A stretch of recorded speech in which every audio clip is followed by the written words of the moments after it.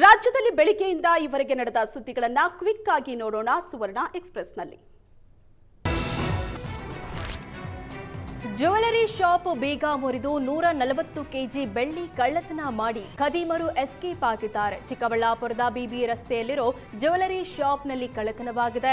ಇನ್ನು ಕಳ್ಳತನಕ್ಕೂ ಮುನ್ನ ಮಳಿಗೆಗೆ ಹಾಕಿದ್ದ ಸಿಸಿಟಿವಿ ವೈರ್ ಕಟ್ ಮಾಡಲಾಗಿದೆ.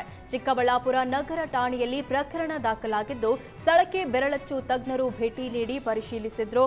ಎಸ್ಪಿ ಕುಶಾಲ್ ಚೌಕ್ಸಿ ಹಾಗೂ ಹಿರಿಯ ಪೊಲೀಸ್ ಅಧಿಕಾರಿಗಳು ಕಳ್ಳರಿಗಾಗಿ ವಿಶೇಷ ತಂಡ ರಚಿಸಿದ್ದಾರೆ.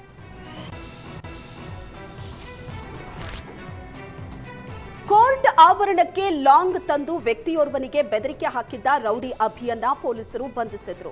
ರಾಮನಗರದ ಜಿಲ್ಲಾ ಕೋರ್ಟ್ನಲ್ಲಿ ವಿಚಾರಣೆಗೆ ಅಂತ ರೌಡಿ ಶೀಟರ್ ಅಭಿ ಬಂದಿದ್ದ. ಈ ವೇಳೆ ವ್ಯಕ್ತಿಯೊಬ್ಬನಿಗೆ ಕಾರಲ್ಲಿದ್ದ ಲಾಂಗ್ ತೋರಿಸಿ ರೌಡಿ ಶೀಟರ್ ಅಭಿ ಬೆದರಿಸಿದಾನಂತೆ.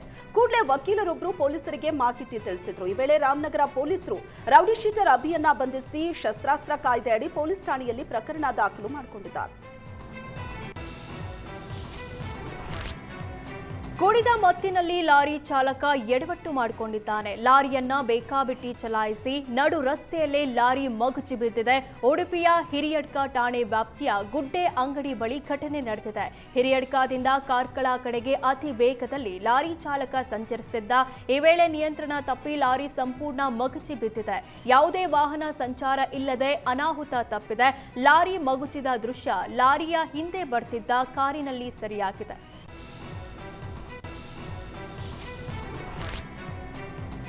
ಹೊಸಕೋಟೆ ಬಿರಿಯಾನಿ ತಿನ್ನೋದಕ್ಕೆ ಹೋಗಿದ್ದ 4 ವಿದ್ಯಾರ್ಥಿಗಳನ್ನ ಅಡ್ಡಗಟ್ಟಿ ಸುಲಿಗೆ ಮಾಡಲಾಗಿದೆ. ಬಿರಿಯಾನಿ ತಿಂದು 4 ವಾಪಸ್ ಬರುವಾಗ ಮೇಡಹಳ್ಳಿ ಬಳಿ 6-7 ಮಂದಿ ದುಷ್ಕರ್ಮಿಗಳು ವಿದ್ಯಾರ್ಥಿಗಳನ್ನ ಅಡ್ಡಗಟ್ಟಿದ್ರು. ವಿದ್ಯಾರ್ಥಿಗಳ 2 ಬೈಕ್ಗಳನ್ನ ಕಸಿದು ಮೊಬೈಲ್ಗಳನ್ನ ಕಿತ್ಕೊಂಡಿದ್ರು. ಮೊಬೈಲ್ನಲ್ಲಿದ್ದ 1,000 ರೂಪಾಯಿ ಬೇರೆ ಬೇರೆ ಖಾತೆಗಳಿಗೆ ಯುಪಿಐ ಮುಖಾಂತರ ವರ್ಗಾವಣೆ ಮಾಡಿದ್ದಾರೆ. ಅಷ್ಟೇ ಅಲ್ಲದೆ ಅವರ ಸ್ನೇಹಿತರಿಗೆ ಕರೆ ಮಾಡಿಸಿ ಹಣ ವರ್ಗಾಯಿಸುವಂತೆ ಬೆದರಿಕೆ ಹಾಕಿದ್ದಾರೆ. ವಿಷಯ ತಿಳಿದ ಸ್ನೇಹಿತರು ಬಾಗಲೂರು ಪೊಲೀಸ್ ಠಾಣೆಗೆ ತೆರಳಿ ಮಾಹಿತಿ ನೀಡಿದ್ದಾರೆ. ಪೊಲೀಸರು ಬರ್ತಾ ಇದ್ದಂತೆ ವಿದ್ಯಾರ್ಥಿಗಳನ್ನ ಬಿಟ್ಟು ಕಿಡಿಗೇಡಿಗಳು ಪರಾರಿಯಾಗಿದ್ದಾರೆ. ಅವಲಹಳ್ಳಿ ಪೊಲೀಸ್ ಠಾಣಾ ವ್ಯಾಪ್ತಿಯಲ್ಲಿ ಪ್ರಕರಣ ದಾಖಲಾಗಿದೆ. ಇದೀಗ ಕೆಜಿಹಳ್ಳಿಯ ಅರ್ಫಾತ್ ಅಹಮದ್ನನ್ನ ಪೊಲೀಸರು ಬಂಧಿಸಿದ್ದು ಉಳಿದವರಿಗಾಗಿ ಶೋಧ ನಡೆಸಿದ್ದಾರೆ.